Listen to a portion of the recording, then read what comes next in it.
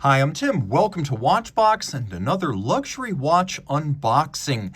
Today, a rare modern mechanical luxury watch built to the specifications of an elite military unit. We're discussing the Tudor Pelagos FXD. Launched in 2021, it was the latest in a line of Tudor submariners used by the French Navy, dating back to the 1950s. But unlike the standard Pelagos, which is a modern format dive watch designed for the consumer, the Pelagos FXD was designed specifically for the needs of the elite commando unit, Commando Hubert. So we're going to unbox this watch, take a look, and see what comes with the box, papers, and accessories. The outer box is handsome. You can see it's a textured, semi-glossy black cardboard. It's relatively simple. There's nothing here that's too fancy. And yes, Tudor does duplicate boxes and manuals across model lines, so there's going to be quite a bit here that's generic to Tudor as a rule. Some things will be FXD and Pelagos specific, and we'll get into those.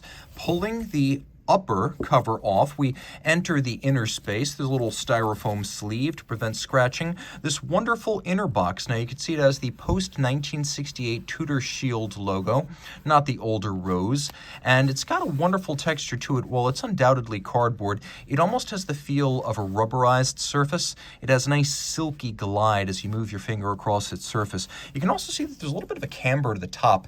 It's not perfectly a right angle from the sides to the top. There's a little bit of arc and curvature, which creates the appearance of time and energy and consideration having been spent on this boxed set. You could see that the box is internally branded as well, and even though it is designed with economy in mind, it does feel rich and special, and you can tell that when you open it up. The interior features a felt material doing a very convincing impression of Alcantara. It's definitely not Alcantara given the price point, but it's not a simple pleather or cardboard or mouse fur inside. It really does feel like a wonderfully upscale velvety surfacing, and that's general. It's on every surface. Now we have a little hang tag here that includes both the reference, and that's the reference right there, and then we have a serial number below that. Innocent parties being protected right there. You can see that it is a Tudor branded hang tag with a combination of serial and the extended reference for the watch.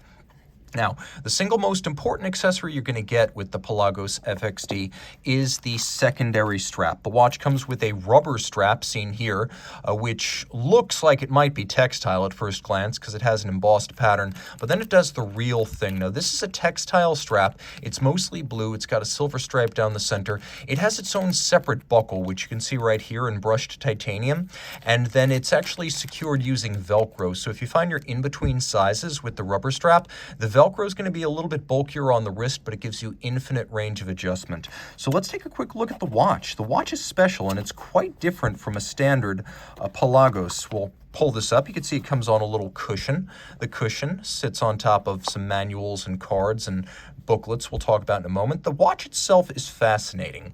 For one thing, it doesn't have the 500-meter dive depth or the helium escape valve of the standard Pelagos. It is 42 millimeters, it is titanium, but it's got a lot of unconventional features that were requested by Commando Hubert. Let's start with the most visible. You can see on the underside that this is no conventional watch. It has continuous machined lugs, so there are these little loops that are fixed to the case. In fact, they're part of a mono-bloc construction. The strap is rubber and it's thin and silky. It's the one to wear if you want maximum comfort.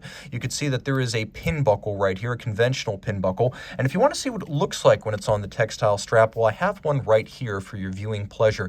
You loop the strap through here and then you secure it using the Velcro. So we have two very different straps, but also two independent buckles that come with this watch. And you can see that the strap is fixed the same way. So no matter how you wear this watch, you're going to be wearing it with a little bit of underslung strap that adds to the thickness. So the thickness with the strap is 14 millimeters. The size is 42. Lug to lug, if we're just measuring the lugs, that's 49.8. But again, flip it over and you can see that the lugs actually project out past what would conventionally be considered the lug. So the true distance across the wrist right here is actually 51.5 millimeters, though the strap is a little bit larger. Tudor specs this as a 22 millimeter strap. So if you want to get a strap, you're going to have to do it one of two ways.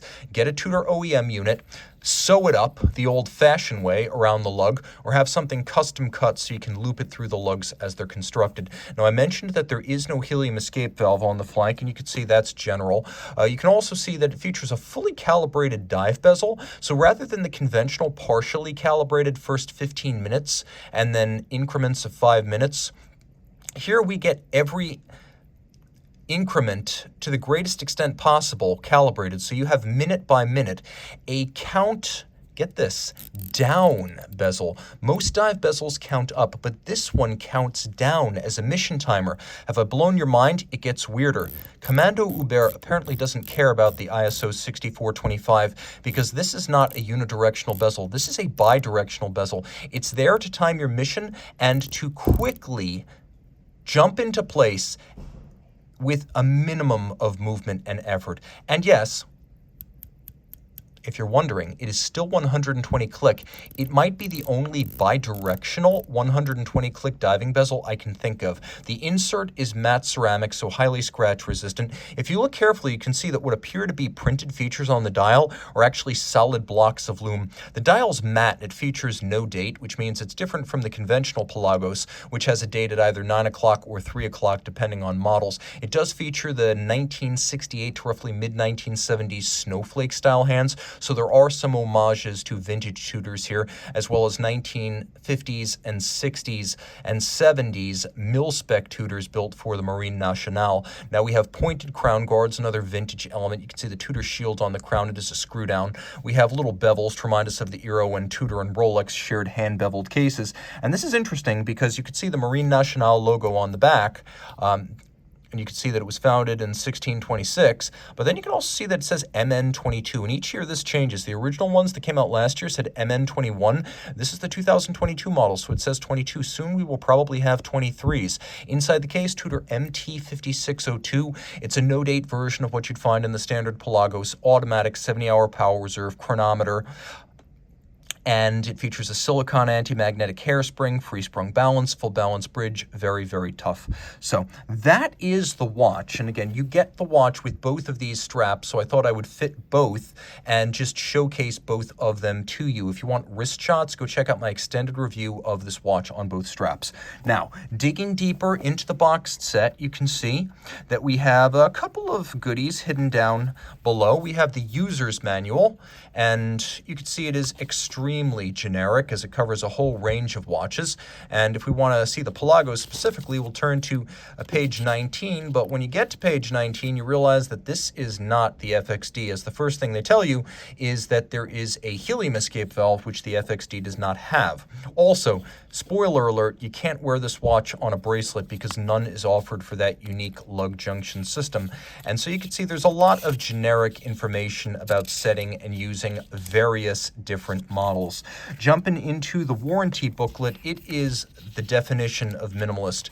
We have all of 2 pages of information, and you can see that Tudor gives you 5 years of warranty. That's a change that's now about 2 years old. It also certifies that the watch has been through the COSC test, always nice to know. And if you have deeper curiosity, check out the COSC's website.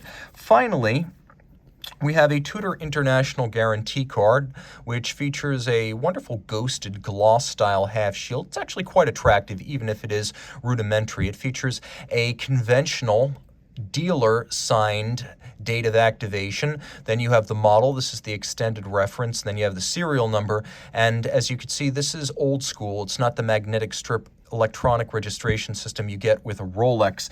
What else is included? Well, not a whole lot more. That's scraping the bottom of the barrel. Since I do love you guys, and I know some of you are not going to want to make the effort, you can take a quick look at how the watch looks on my 16-centimeter circumference wrist without actually going to my standalone videos for this watch. So I'm going to do my best to accommodate. I know you guys are always curious. There it is on both versions of the strap. Again, reach out to Team Mosso at thewatchbox.com if you want any information about these or other Tudor watches.